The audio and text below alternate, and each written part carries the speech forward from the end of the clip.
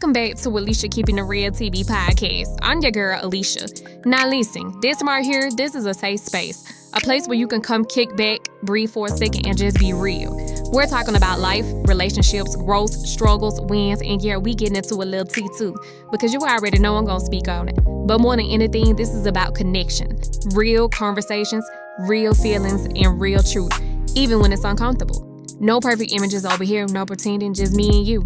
Keeping it all the way real. So go ahead, get comfortable, grab you something to sip on, and let's talk about it.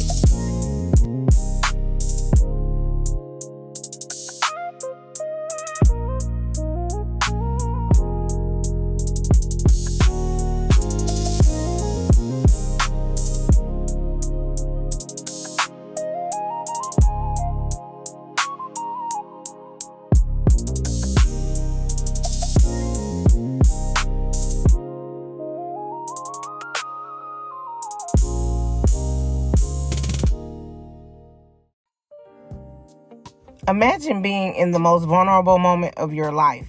You're in labor, in pain, trying to bring your child into this world, and suddenly a judge appears on the screen in your hospital room and starts deciding what doctors can do to your body. No lawyer, no time to think, no real choice. This isn't a movie. This is what happened to a woman named Cherise Doyley. And what happened next has people across the country asking, do pregnant women still have control over their own bodies?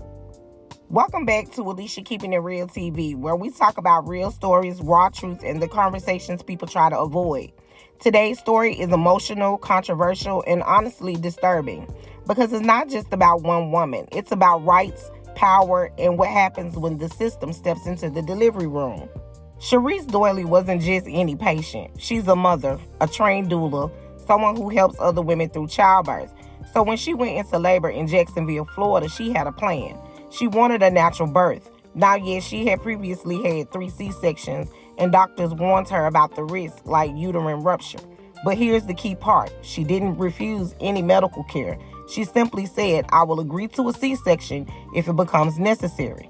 She wanted a chance to labor naturally first. That's it. But things didn't go as expected. Doctors became concerned. They believed the risks were too high, and instead of continuing to monitor her, they took a step that shocked many people. They called the legal system. Yes, while this woman was in labor, the hospital filed an emergency petition to the court. Moments later, a tablet was brought into her hospital room, and Cherise Doyley, while in pain, while in labor, was placed into a live virtual court hearing. Let that sink in. No attorney by her side. No time to process what was happening, just a judge, doctors, and a woman in labor. The goal, to get permission to perform a C-section without her consent. The judge in the case ruled that she could continue labor for now, but if doctors believed there was an emergency, they had the authority to step in and perform surgery, even if she said no.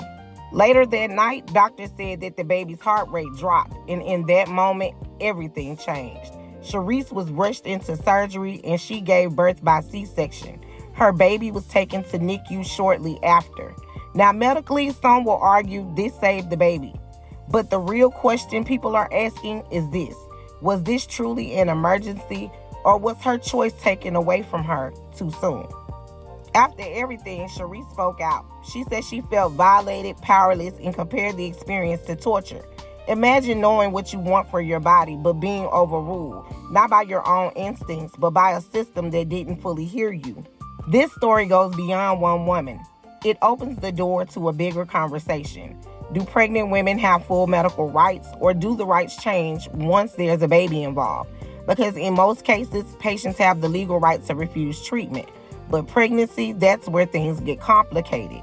There have been other cases, rare but real, where courts have sided with doctors over the mothers.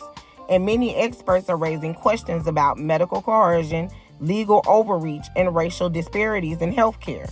Because let's be real, Black women have long reported not being heard in medical spaces, and stories like this only add to that fear. So what do you think? Was this a life-saving decision or a dangerous violation of a woman's rights? Should a judge ever have the power to decide how someone gives birth, or should that choice always stay with the mother? Drop your thoughts in the comments because this is a conversation we need to have. Make sure you like, share, and subscribe if you believe stories like this deserve to be heard. This is Alicia Keeping It Real TV, and I'll see you on the next one.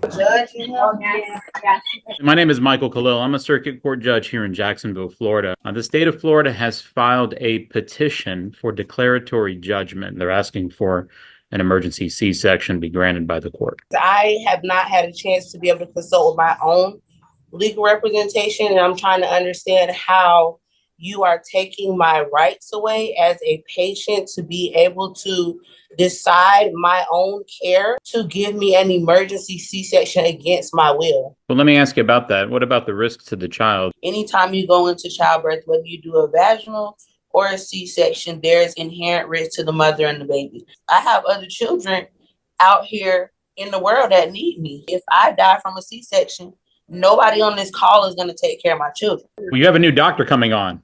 I don't know. No, they don't have nobody African-American that they can give me. Well, let me ask you. I don't know that. Then I don't find that race really has much to do with this, ma'am. It does have much to do with it because historically, Black people do better when they have healthcare providers that look like them. It's nobody Black in here. I'm so tired of this. I'm over this whole situation. Like, y'all are gonna make me have level 3 tracing. How bad y'all stressing me out. Ms. Doyley, that's what's going to be entered. I'm going to circulate this order, this proposed order that the other attorneys entered this in today, not requiring anything except for an emergency basis. Thank you so much, Your Honor. Yes, ma'am. I appreciate you spending 2 hours on a Sunday going through my medical history and fighting for my vagina and my baby. Ms. Doyley can correct me in any of these things if I'm misspeaking. The low dose Pitocin You know what? I started. don't want to be on it more because this is re-traumatizing. Tell them I don't want to be on it. Okay. Y'all can have your own meeting. I want to see my child. I think, frankly, Ms. Doyley, I'm about to terminate jurisdiction on this case because I think it concludes now. Anyways, in light of just the situation that if the child has been at this point born, I don't think there's anything else for this court to do. Thank you. So please close it down because y'all already stressed me out enough yesterday. I don't want to hear nothing else. I don't care nothing about the clinical analysis. I was there.